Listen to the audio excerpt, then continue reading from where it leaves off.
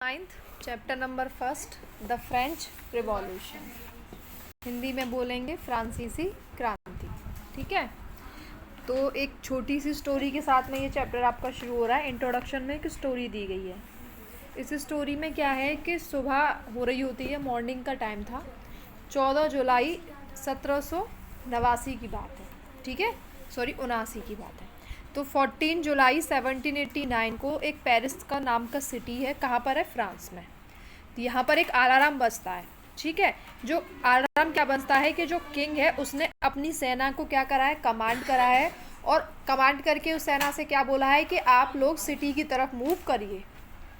ठीक है, तो ये रूमर था, यानी कि राजा ने ऐसा कुछ बोला नहीं था, पर लोगों के पास ऐसी इन्फॉर्मेशन आ जाती कि राजा ने ऑर्डर दे दिया है अपनी सेना को कि वो जाए और हम लोगों के ऊपर गोलियां चलाएं।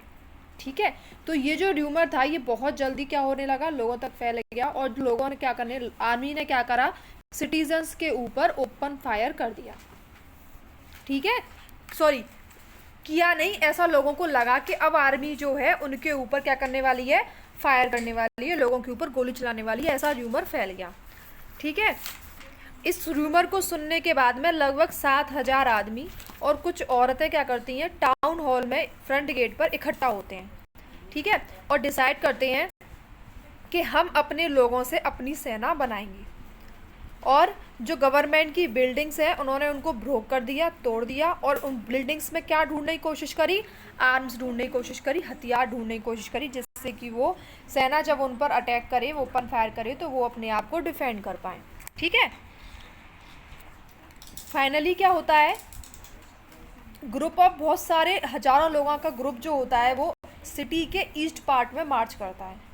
ठीक है, और उसके बाद में स्टॉर्म द फोर्ट्रेस प्रिजन, तो बास्तील नाम की जगह होती है, उस बास्तील नाम की जगह पर ये लोग इस तरीके का हंगामा करते हैं। जैसे ही हंगामा किया जाता है तो जो आर्मी है, हंगामा किया जाएगा तो बचाव के लिए कौन आएगा, आर्मी आएगी।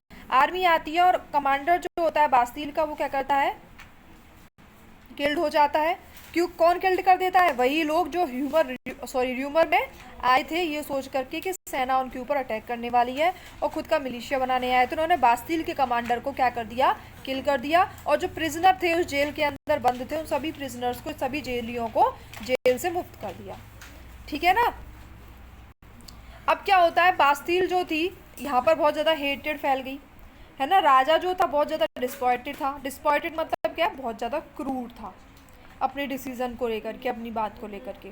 तो जो फोर्ट्रेस जो था वो पूरा डिमोलिश कर दिया गया। ठीक है, फोर्ट्रेस मतलब किला पूरा डिमोलिश कर दिया गया। ठीक है ना, जो भी स्टोन फ्रैगमेंट्स थे सारे मार्केट में बेच दिए गए और पूरी तरीके से मतलब कि डिस्ट्रक्शन हो गया। उसके बाद ये वाला दिन एक दिन निकल जाता है।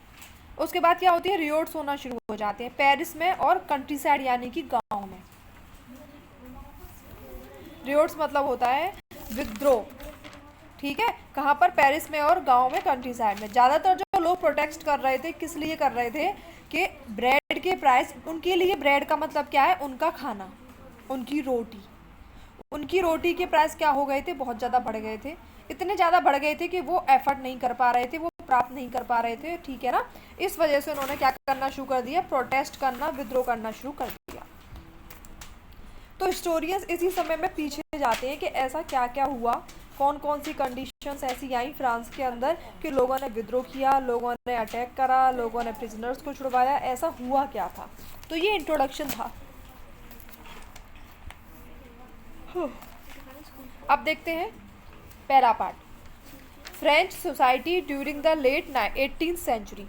अब देखो ऐसा हुआ तो उसके पीछे क्या कारण थे, ये जानने के लिए आपको वहाँ की स्थिति के बारे में पता होना चाहिए। के लिए लेट 18th सेंचुरी का मतलब क्या है, वही मतलब है 1780 से 1800 के बीच में। इस समय फ्रांस की स्थिति थी क्या। ठीक है, तो फ्रांस की स्थिति हमें कब देखनी है, पूर्व या सॉरी आपकी लेट 18th सेंचुरी में। तो 1774 में लुइस 16 जो कि बॉर्बन फैमिली से बिलोंग करते थे वो फ्रांस की गद्दी पर बैठे। कब बैठे, 1774 में। तो फ्रांस के राजा के रूप में आपके लुइस 16 जो कि बॉर्बन फैमिली से बिलोंग करते थे, उन्होंने फ्रांस की गद्दी संभाली 1774 में। उसके बाद देखो, और जब उस समय उन्होंने गद्दी संभाली थी वो केवल 20 साल के थे और उन्होंने शादी करी थी किससे, मैरी एंटोनिए से, जो कि ऑस्ट्रिया की क्या थी, प्रिंसेस थी। यानी कि ऑस्ट्रिया की जो किंग होंगे उनकी बेटी थी, तो ऑस्ट्रिया की प्रिंसेस मैरी एंटोनिए से उन्होंने क्या करी थी, शादी करी थी। और वो कितने साल के थे, 20 साल के।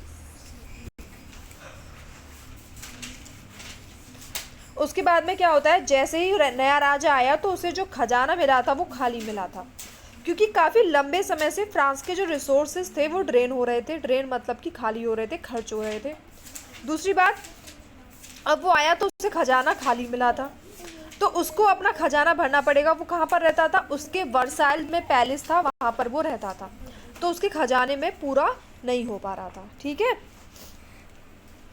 अब क्या होता है, जब लुईस 16 राजा बन के आता है तो उसने फ्रांस में क्या हुआ था, फ्रांस ने अमेरिका के जो लोग थे उन्होंने अपनी इंडिपेंडेंसी के लिए युद्ध लड़े थे, और उन्होंने जब अपनी इंडिपेंडेंसी के लिए युद्ध लड़े थे तो उस समय उनका फ्रांस का खजाना खाली हो रहा था।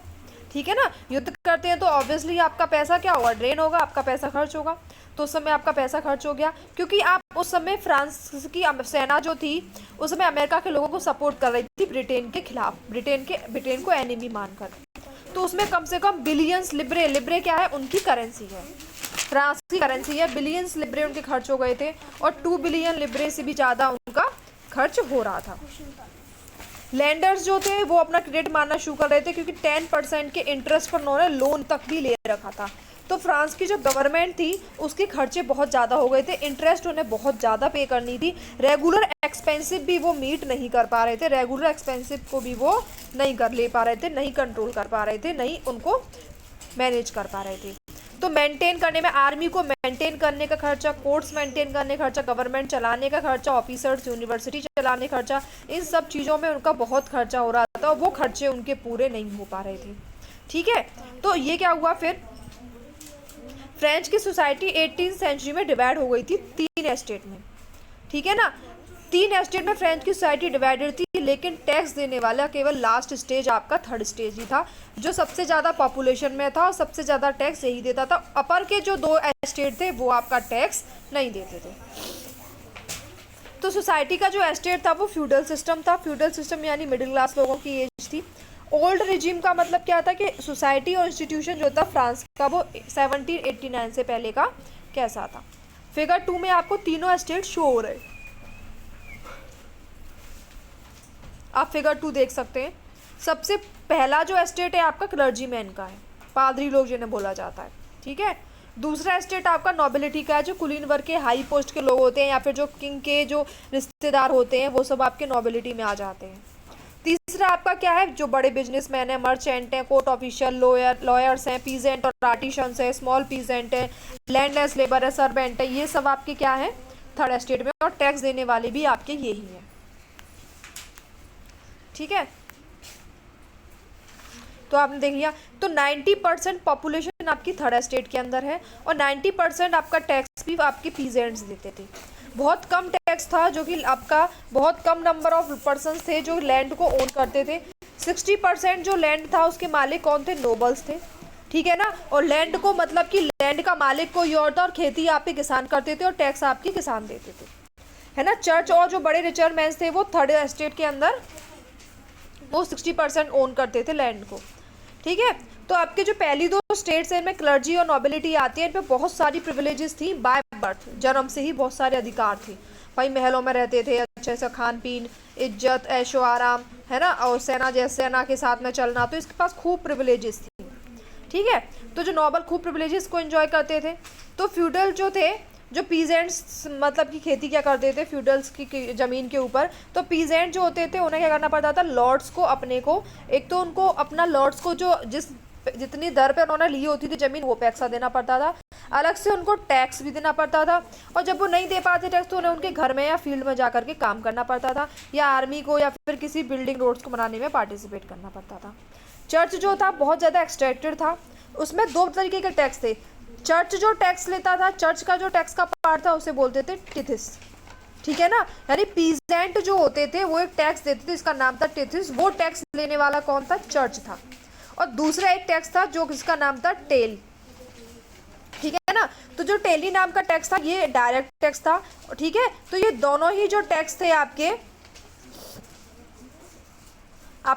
ये दोनों ही टैक्स आपके, पहला वाला टैक्स तो आपका चर्च लेता था, ठीक है ना, और दूसरा वाला जो टैक्स था उसका नाम टेली था। इसमें बहुत सारे इनडायरेक्ट टैक्स भी शामिल थे, है ना, और ये आपका सॉल्ट पर लगाया जाता था, टबैको के पर लगाया जाता था। तो फाइनेंशियल बर्डन किसानों के ऊपर या फिर बोला जाए तो थर्ड एस्टेट के ऊपर बहुत ज़्यादा था। न्यू वर्ड्स में देखिए, लिवरे क्या थी, फ्रांस की करेंसी थी जो 1794 में डिसकंटिन्यू कर दी गई थी, उसके यूज़ को प्रतिबंधित कर दिया गया था।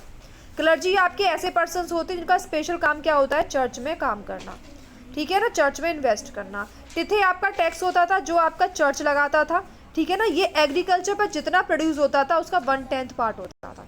अगर वो 10 मान लो 10 प्रोड्यूस कर रहे हैं तो एक उनको क्या देना पड़ेगा, टैक्स के रूप में, तिथे टैक्स के रूप में चर्च को देना पड़ेगा।